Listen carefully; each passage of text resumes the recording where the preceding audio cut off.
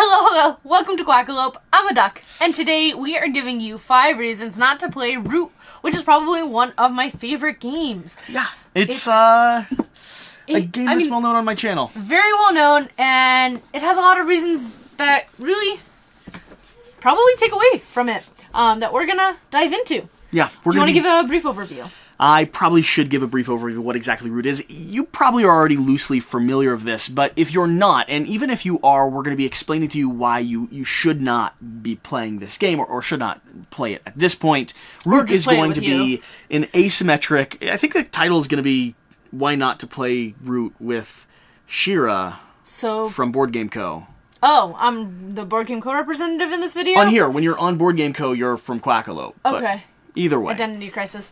This game is going to be an asymmetric tactical war game where you're doing your very best to manage a variety of different cute, adorable woodland critter houses while you bloodily rip each other apart. Now, the main feature of this game is going to be the combination of asymmetric player powers, meaning puzzles that you're trying to solve. Like, the cats are going to be working together to set up production lines and chains. The lizards here are going to be doing their very best to establish cults and convert people from region to region. You have the corvid over here, which are going to be focused on exploding and sleuthing through regions. They're able to move and not really be detected, or playing a hidden movement game. You have the Vagabond, who don't have a home at all, and they just wander around developing products. You have the Eerie.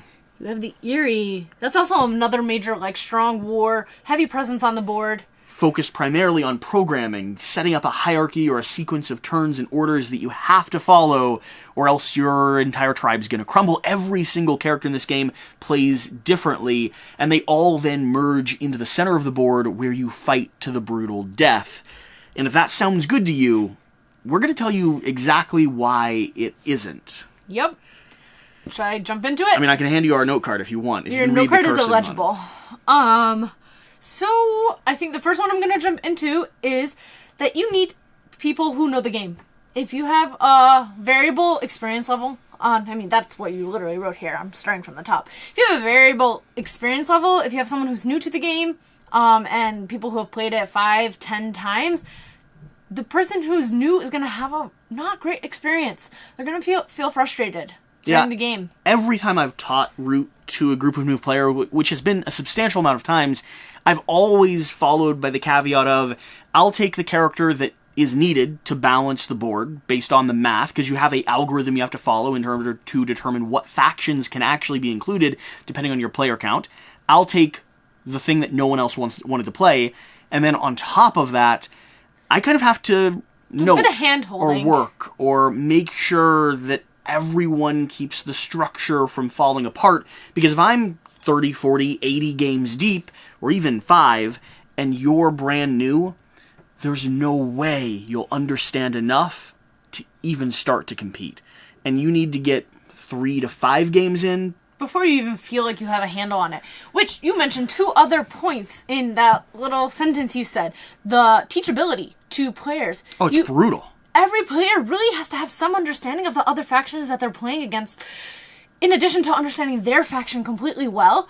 And the other aspect was keeping factions in check. That there's a math equation involved with different factions and how you need certain ones to keep other ones in check, and you have to kind of play a role. So let's elaborate on both of those. Let's start with teaching.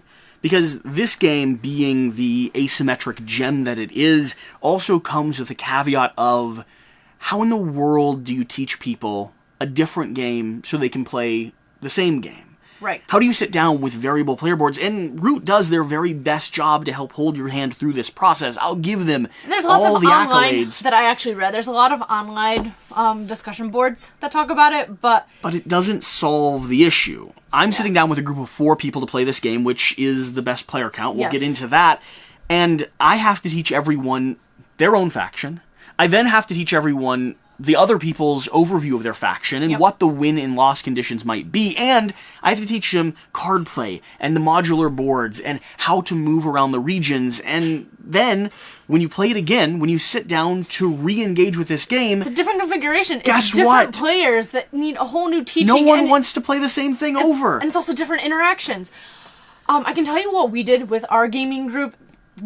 first of all, I didn't even touch this game until I was like a year into gaming. Sure. First of all, I had to have a decent level of experience. The second thing is we only really brought it back out once we had a consistent player group. Sure. We have a consistent group of 4 people who during COVID, we were just hunkered down and we brought it back out because we were playing with each other week after week after week, and that gave us the solid foundation that we needed to then you can explore the different factions and you can take turns being other factions, but you also have to play this on a relatively frequent basis, like consistently, so that you don't forget all those minutia interactions. If you don't have a core group of players, if you're mixing in someone new with every play, they'll feel a little bit out of the water unless you hold their hand for the entirety of it. And then on top of that, like I was saying, depending on who you're playing with, and even in a group of 4, there are enough variability with expansions and different factions that you're typically not playing the same configuration. So unless someone just knows the game in and out,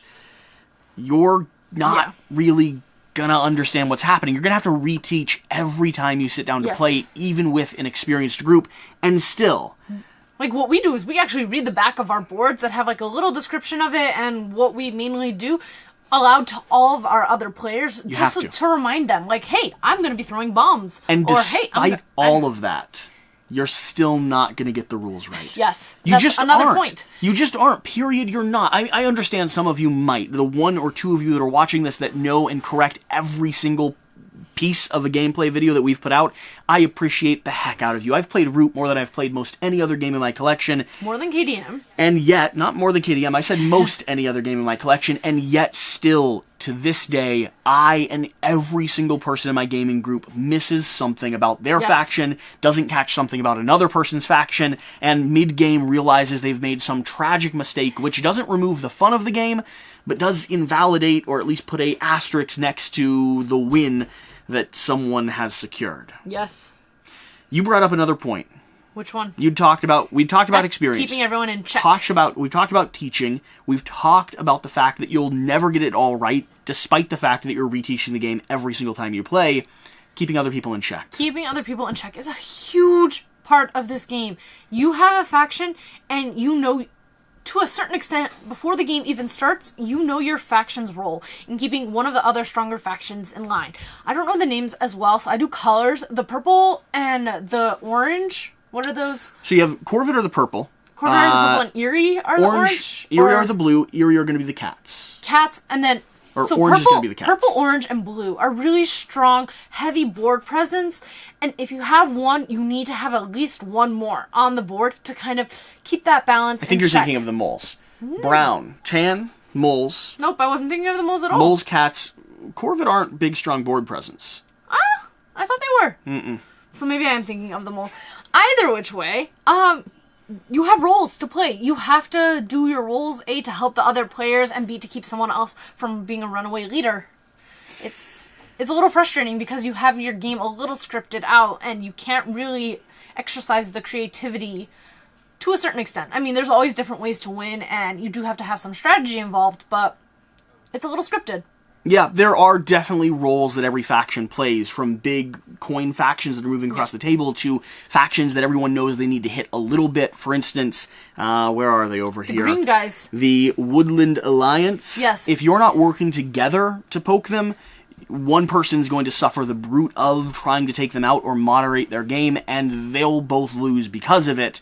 Everyone needs to understand how to keep the game balanced to prevent a runaway leader, but also to give themselves position to play. For instance, the Vagabond, the most likely runaway leader in the game, everyone at the game group should be told up front, this is not just a solo meeple that can do whatever he wants and is a kind of generous creature. No, instead, the Vagabond is a horrendous thing that... If people ignore him for the first half of the game, there's almost no way to prevent him from winning. The Woodland Alliance, we ignored it one game, and they just exploded. Yeah. Like, some of the factions have a slower build-up, and then they have an explosion. Others start strong and just maintain it. Every faction wins differently. Yes, every faction has a different win condition. Like, yeah, exactly. Yeah, it'll all be based off pacing, and again... If you don't know that pacing, or you can't educate the group around the table about that pacing, you'll have a poor experience. It can also feel frustrating. I mean, if your faction has a slow build-up, you're like, I can't do anything. All these players are doing these massive moves, and they're like 15 points ahead of me in a 30-point game, 30-point game. 30-point game, 15 points ahead is half the game. You feel like, I'm never going to catch up, but if you worked slowly and steadily, you can build up and surpass them. Yeah. And then finally, let's dig into the other reason why you shouldn't play this game.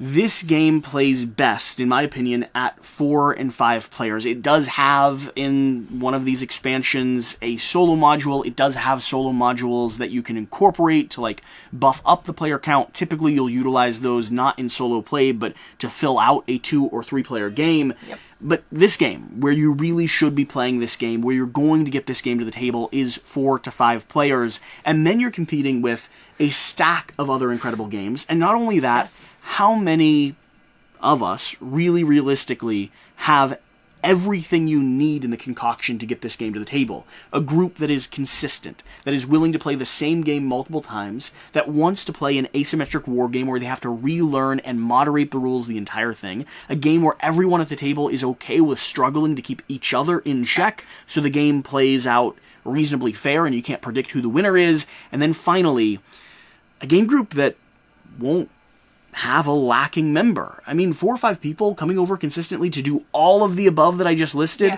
that's a big, big price to pay. More often than not, Root is a game that you will want to play, and you should. You'll love the idea of it and the promise that it's presenting, and then it'll sit on your shelf. Yes. That's the truth.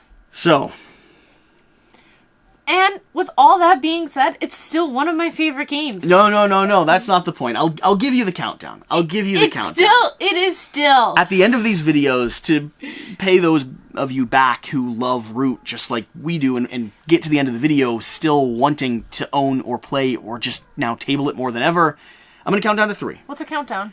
I don't know. Going to count down to 3. Yes. You're going to have 60 seconds to tell people why they unequivocally should be playing Root.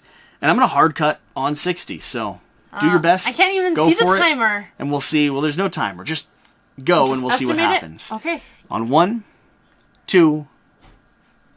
The factions are so cute, especially if you get the deluxe game components. It's adorable. They're like little meeples that you move around the board. It's fun. I love war games. I like tearing people down. I like attacking. I like the cards. I like how every game you can have different win conditions. There's special win conditions that you can literally take your scoring piece off the board and you have to gain control of, like corners or all the red clearings. I like that aspect of it. I like the unpredictability of it. You don't know who's gonna win right away. The mix-up, the clashing, it's an excellent. It's so cute. And it's also a really good game, with all that being said. Yeah, so I'm going to fill in whatever time we have left just to utilize that additional 60 seconds. This game is going to be an asymmetric puzzle that combines some of these most interesting faction abilities that I've ever played into a tabletop war game, and that combination alone is why you should experience it. When it comes to asymmetric, this game defines the genre, and it does so for a reason.